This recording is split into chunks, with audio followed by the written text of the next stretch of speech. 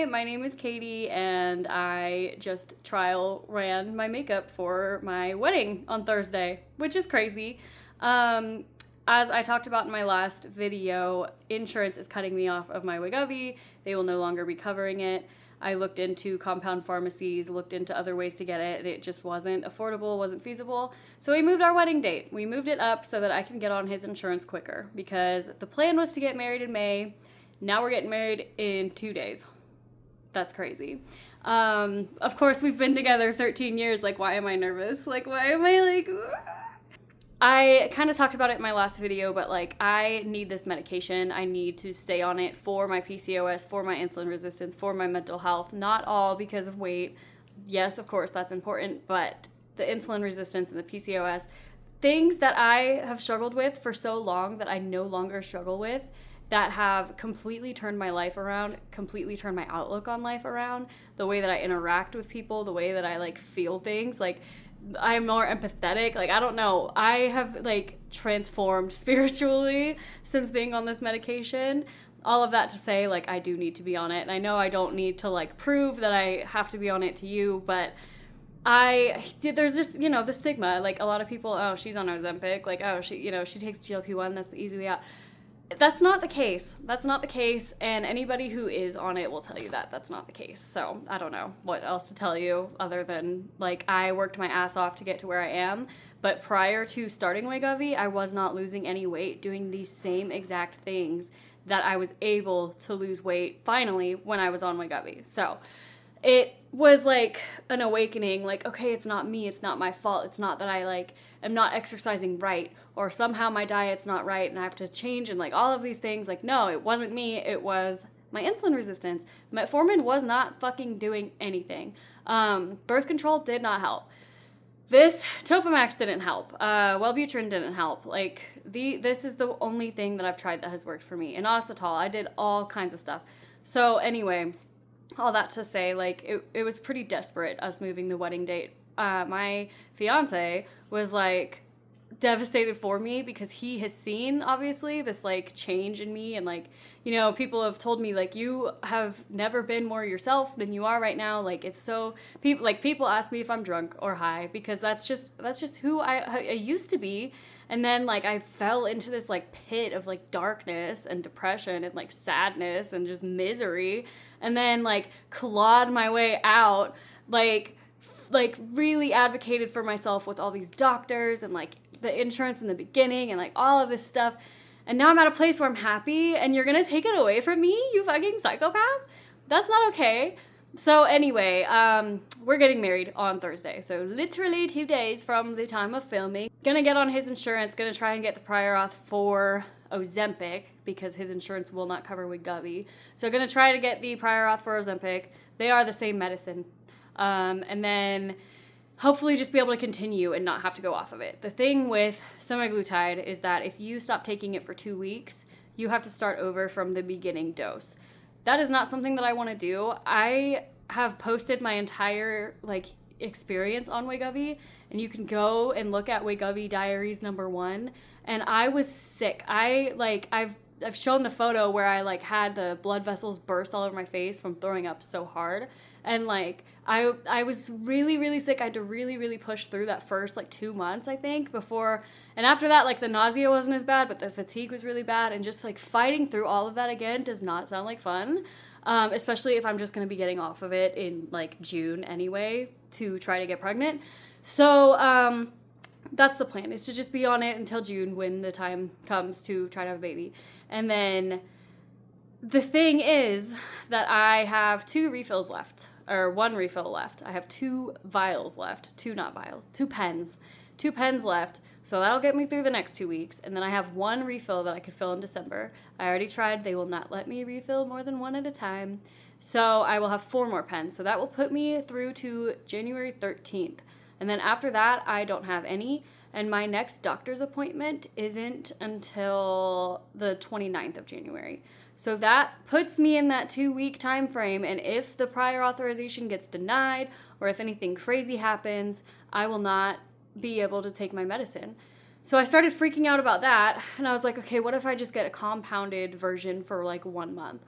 And I started doing more research into the compounded versions, and California is pretty strict with them, so there's like not as many options.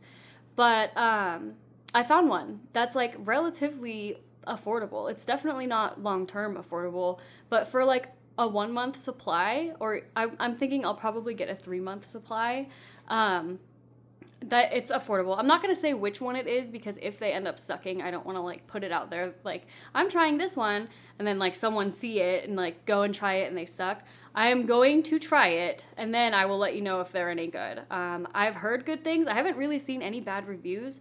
They don't have membership fees like a lot of these other compound pharmacy, like the people who will get you to the doctor to get it prescribed to you. They do have a doctor's fee, but they include the doctor's fee in the price of the medicine.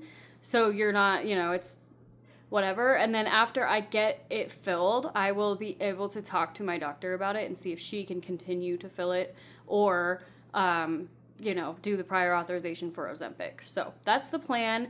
That's the update. That's all I've got as far as like a Wegovy update right now.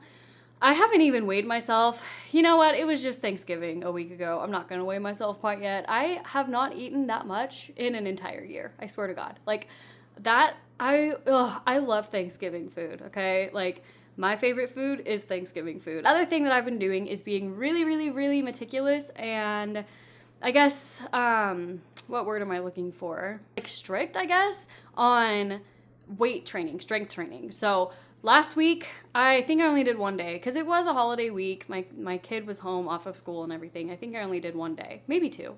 And then this week I have done 2. The week before that I did 3. So I'm trying to shoot for 2 to 3 days a week of like vigorous, like an hour of full body strength training with weights. And I've already kind of noticed that the weights that I've started with aren't as heavy, they're not as heavy. They feel lighter. So I'm already to a point where I think I need to like at least buy some more of the like barbell thingies and get a few more options. And that's only what like 6 weeks, 4 weeks of 2 to 3 days a week. With 1 week that might have been a little bit off. Like I've already noticed a difference, but with that, I've been eating more. I've just been hungrier, and I don't think it's like the Wegovy not working. I think that I'm just like so fatigued after doing an hour of strength training, like giving it my all. Like I am really, really trying to see if I can tighten up some of the loose skin that I have from all of the weight loss. So I'm like, putting in like 100% effort into these workouts. And like I said, already noticing a difference. But afterwards, I do, like, I know people say, like, oh, exercise gives you energy. It's never really given me energy. Like, it's always made me so tired. So I've noticed, like, doing it before bed helps. And then I'm just, like, freaking starving after I work out, too. So that's another reason, like, do it before bed, have a protein shake or something, or eat dinner afterwards. And then I don't have to feel, like, it almost gives binge eating, which I do or did struggle with binge eating disorder. It like is kind of like the same feeling of like I don't know, if you have binge eating disorder, then you know what I'm talking about, I guess. But like it gives the same feeling and then the same like guilt afterwards. And I know that it's my body like, you need to eat because you just used all these muscles and like they need replenishment. But I'm still also trying to stay within where I'm supposed to in my calories, and I have updated all my apps to say that I'm working out more. So I do have a little bit more of a intake I'm allowed to have. So that's good. And then I have my watch, which is also linked to all my apps, so it'll tell me, how many I burned or whatever. I'm not like starving, but after I work out, I definitely feel like way hungrier. So that's another reason that doing it at night has helped, so that like I don't binge. Which, like, I haven't in so long. I have not had a binge eating moment in, I don't even know. So, it feels weird, and it feels like I want to resist it, I'll talk about it in therapy. Really, though, that's all I have for you. The next time you see me, I'm going to have a new last name, and I'm going to have a ring, and, that's the other thing. So, I've talked a little bit about, like, weight loss and things that I've experienced with losing weight. My engagement ring that I've had for 5 years does not fit anymore. It is almost 2 sizes too big. And I have gone to 2 jewelers who told me they cannot make it any smaller. And then I even talked to the person who made the ring, and she also said she can't make it any smaller. I guess they can size down like half a size, and then after that it gets like, it'll destroy the entire ring, like the integrity of the like structure of the ring if you go down any more than that. So I have to get a new engagement ring. I ordered a new one a month ago. It's still not here. The wedding's in 2 days. Yeah, but I do have a wedding band. So if worse comes to worse, I'll just use the wedding band. But anyway, that is one of those like weird, like you don't really think about losing weight in your fingers, you know? And I'm like, I've lost weight in my fingers. That's really, it's strange. Feeling hopeful. I'm going to get the compounded version at least for like a month so that I have it and I can continue to use it for at least a month. And then when I see my doctor, hopefully, like I might just continue on the compounded one, or I might be able to get Ozempic. So either way, same medicine. I'm not worried about it. The compounded ones do have like vitamin B in them, which I think would actually be really helpful to me because my vitamin B is like chronically low no matter how much like vitamins I take, what type. I do liquid, I do the gummies, the pills, like I've done the shots, and my vitamin B is still just like weirdly low. So I actually think it might be kind of like a silver lining of this whole thing is that my vitamin B might start to like regulate if I take it via shot for every week for a month. My next update regarding Wegovy will probably be when I order and receive the compounded semaglutide.